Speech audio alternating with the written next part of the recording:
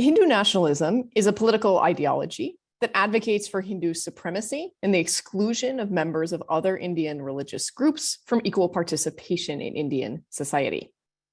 It is a fiercely anti-intellectual ideology in both conception and practice. And I want to speak with you all today specifically about the threat that this hateful political movement, also known as Hindutva, is posing in real time to academic freedom in the United States. So I am Associate Professor of South Asian History at Rutgers University, the State University of New Jersey. For more than 5 years, I have received hate mail from Hindu nationalists or Hindu supremacists almost every single day. I have been the target of so many death and rape threats that I have lost count. The most recent violent threat against me was made last week via phone to a General Rutgers phone number by a man spouting Hindu supremacist rhetoric. The police are investigating. My family too have been threatened with all manner of violence, including my children, who are ages 3, 5, and 7 at present.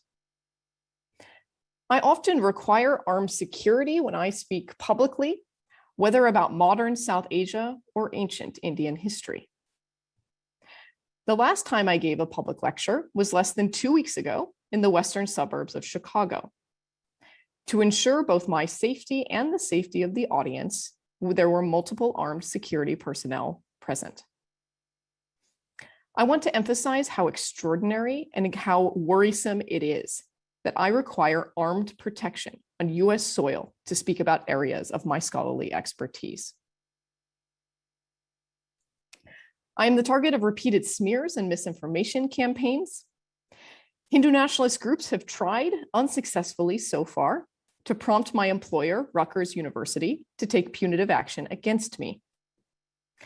Many Hindu supremacists openly discuss trying to influence the New Jersey state government, elected officials, and Rutgers administrators in order to silence me, a scholar.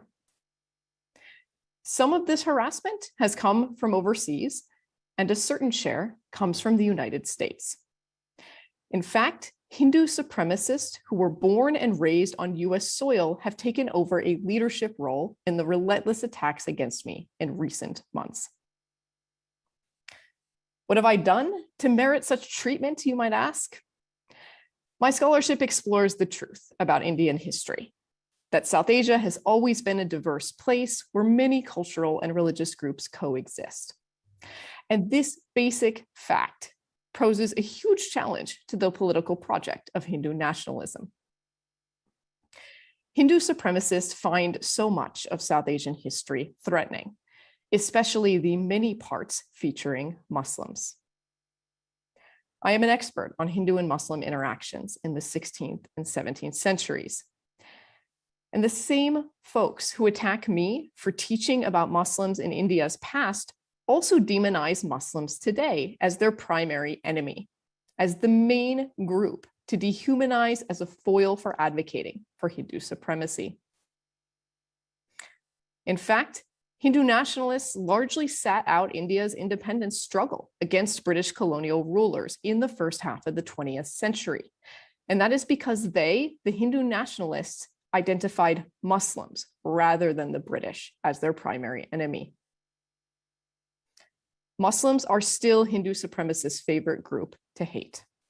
And those of us who research and teach Indo-Muslim history are further carnage in this brutal assault. While I am a favorite target of US-based Hindu supremacists, I am not exceptional. Many other scholars of South Asia have been targeted as well, as you have heard, not only by nationalists overseas, but also by US citizens who are part of this homegrown branch of Hindu supremacist hate. And in fact, Hindu supremacists based in the United States have been some of the leaders in the campaign of fear and intimidation against the Dismantling Global Hindutva conference that's occurring in a couple of days.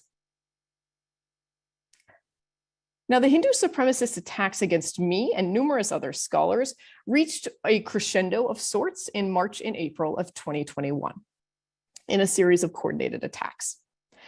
That experience, plus years of enduring vitriol, prompted me and about 20 colleagues to form the South Asia Scholar Activist Collective. We, SASIC for short, are a group of North America-based academics who believe in the twin pillars of humanities scholarship and inclusive progressive politics. Our first act as a collective was to author the Hindutva Harassment Field Manual, a freely available online resource that explains Hindu supremacist hate, also known as Hindutva, and how it's organized. The field manual covers how Hindu supremacists make bad faith claims of bias, trying to hide their bigotry behind the smokescreen of Hinduism, a move that is very offensive to many Hindus. The field manual also talks about the long list of people and groups that Hindu nationalism hurts, including Muslims, lower castes, especially Dalits, indigenous peoples, Christians, academics, students, and Hindus. The field manual offers guidance and resources for how to navigate Hindu nationalist assaults for targets, allies, students, and university administrations. As a member of the South Asia Scholar Activist Collective, I hope that this field manual will help others weather these horrific attacks, but we need to do more. Hindu supremacists are infringing on academic freedom in both India and the United States right now, and we need to stop that. One final point. Earlier this year, my research on Hindu nationalism led me to focus on a group that promotes Hindu supremacist ideas in the United States, the Hindu American Foundation. In May, as my research was ongoing, that group sued me. The lawsuit is a blatant attempt to frustrate my research and to chill academic freedom for all who study South Asian-related topics. My attorneys have articulated these points in a motion to dismiss that is pending.